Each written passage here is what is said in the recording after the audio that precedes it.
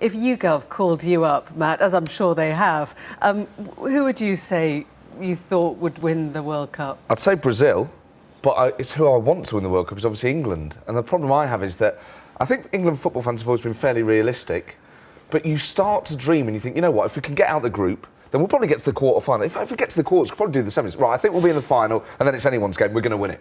And that's the problem, is that once you start thinking about it irrationally, you get excited, and that's what's great about it. So does it surprise you that this number of 4%, we're with Costa Rica on this one, I'm right? very proud of the country because we've actually got it about right. 42.2% of the time they rang me up, I'd have said Brazil.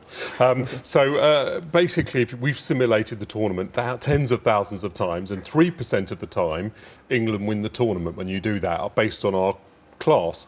So therefore, if 4% of people think we're going to win the World Cup, that's about right. And it was absurd when 14% of people thought that we would win, or that people thought we had a 33% chance, because there are actually quite a lot of countries in the world. So if England had a 33% chance, what about Brazil, Argentina and France? Do you admire our sort of statistical brilliance now, or do you think that something has fundamentally shifted, or is it the Roy Hodgson approach which just dampens everything down a little bit, or what do you put that down to? Well, I do think that the successive defeats have maybe made people a bit more realistic. Yeah. But actually, if England were a team that had a 5% chance of winning the World Cup, you could have imagined that basically they win once in my lifetime, once in my 80 years. And we have actually won once in my lifetime. So people probably are just about cottoned on to this, and they're not massively overestimating it. And as Brazil are more than 10 times likely over England to win the World Cup, I suppose when you're asked, you're more likely to say Brazil. But I wouldn't mistake it as pessimism.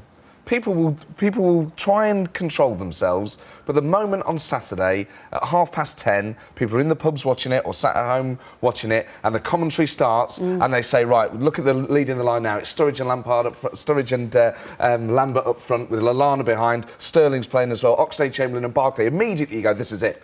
We're going, and you might in your heart and then feel we've already skipped ahead to Uruguay and to Costa Rica. I think people do think we'll get knocked out even before the end. So that Private Eye cover expressed that even before the end of the knockout round. And by the way, that is not so likely. So there's 77.7% chance we'll get out of the group, because the Italians, 21% of whom apparently think they're going to win the World Cup, have got a vanishingly small chance, 0.3% chance of winning the World Cup. So hopefully our pessimism will take advantage of their optimism. My editor was saying it feels very different this time round. Nobody can remember the song. Can you remember the England song this year? Because there isn't really. There isn't quite a song. Nobody's seen the flags. The flags are out. The flags are out. Have you seen flags? Well, not so many in Pinner. But this is interesting, right? Because 4 years ago it was a slightly more visible, more tangible. Yeah. Is it that we've sort of written it off because it's Brazil, or do we just know how the Europeans and how the Brazilians play now? We're so much more used to it. I think it knocked the stuffing out of us. I don't know what you think. When we didn't qualify for the Euros that time, we did so badly in the tournament. Actually, generally speaking, we don't do badly in the tournaments, and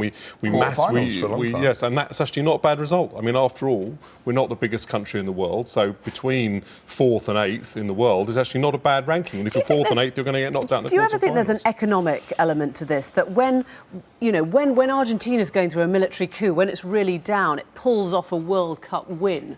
When Spain did the same last time, in the middle of an economic crisis, it pulls it out the hat. When we're starting to feel a bit better and there's a bit more growth coming in, does that mean we're more likely or less likely? I wonder whether you think that we don't concentrate as much on, the escapism's not so relevant. I'm not so sure. I think it's more to do with my generation doesn't remember 66. Italia 90, we got to the semi-finals, that was massive.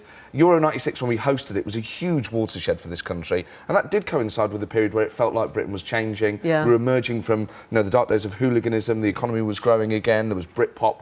And for my generation, it felt like this all came together, and it's just taken a long time for that hangover. Before you go, I need to get your money on how far we're going to get. Out of the group stages? Yes, I'm pretty, 77.7% chance we'll get out of the group. There you go. That's as best I can do. Semis, but if we get to semis, can do the final, we're going to win it. We're going to win it, right. And Danny, would you go that far? Well, it's a 97% chance he's wrong.